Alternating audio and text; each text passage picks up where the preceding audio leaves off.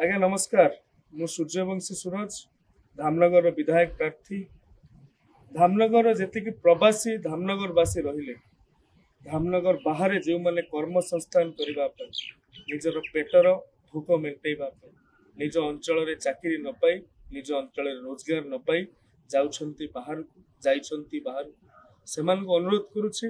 आज्ञा आसंता जून 1 तारिख दिन आपण धामनगर रही निजर मतदान सब्यस्त करने मु कहबी नहीं मते भोट दियंतु मु कहबी योग्य व्यक्ति को आज्ञा भोट दियंतु जे चाकिर कथा कहूथुबो जे युवक मान को रोजगार दवा कथा कहूथुबो जहा पाखरे स्वप्न थिबो संभावना थिबो सुचिंतित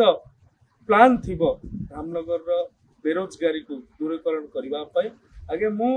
आपण मानन को कहबी आपण माने धामनगर को आसंतु ओडिसा रे आज रो दिन रे आज्ञा दादन समस्या बहुत बड़ कथा पाखापाखि 1.5 कोटी ओडिशा बाहर रोच सूरत बेंगलोर ठार आरंभ करी मुंबई चेन्नई पर्यंत आमर पिला तमिलनाडु जाई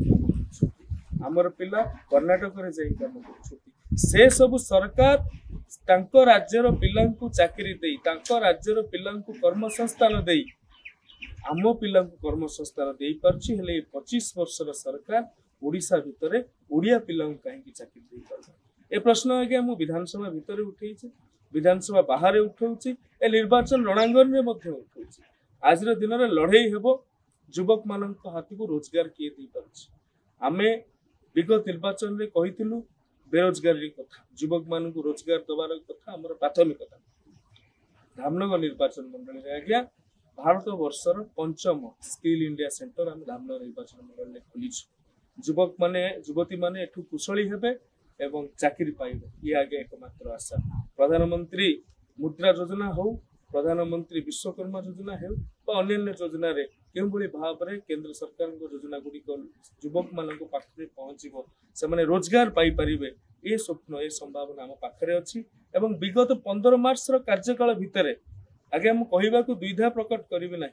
संख्या छोट होई पारे किंतु आगे मोर कमिटमेंट मोर विजन को या प्रमाणित करिवो जे 146 पिलांकर व्यक्तिगत भाव रे प्रयास रे आमे ताको चाकरी प्रदान करिछु पाखापाखि 4,500 रु 5,000 पिलांकर जो सीवी कहा जाय जो बायोडाटा बनै के आगे मो ऑफिस से पिला मानन को देछि चाकरी दबा मोर उद्देश्य जो माने बाहर रहउछथि जो माने कर्म संस्थान पाउ ना अनुरोध करिवि दृढ़हस्तर अनुरोध करिवि से माने फेरी आसंतु ये 25 वर्षर जो सरकार रहला से को परिवर्तन करिबारे सहायक होंतु ओडिशा आज्ञा नद नदी रे भरपूर 60% माइनिंग 60% खणी ओडिशा रो उत्तोलन होछि